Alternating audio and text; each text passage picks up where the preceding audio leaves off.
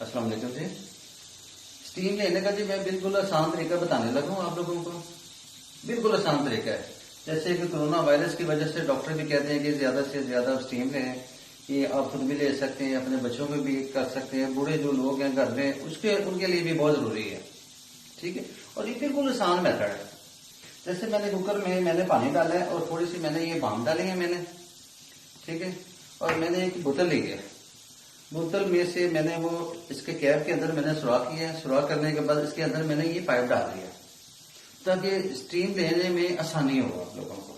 ठीक है, और ये देखिए मैं आपके सामने ये स्टीम का ये ऊपर वाला जो इसका वेट है ना, ये वेट उठा के ये मैंने वेट उठाया इसका, और ये इसके अंदर मैंने ये किया। ये देखिए बिल्कुल आसान है। और ये अपने ग्रुप में भी इसको शेयर करें, इसको फेसबुक पे भी लगाएं आप, ताकि इसका फायदा सब लोगों को हो। बिल्कुल आसान तरीका है ये वाला। आप कपड़ों को भी करें, फेस को भी करें, अच्छे तरीके से करें आप। ये बिल्कुल आसान तरीका है। ठीक है, इसको ज्यादा से ज्यादा शेयर करें। मेरी तरफ से खुदा हाफिज।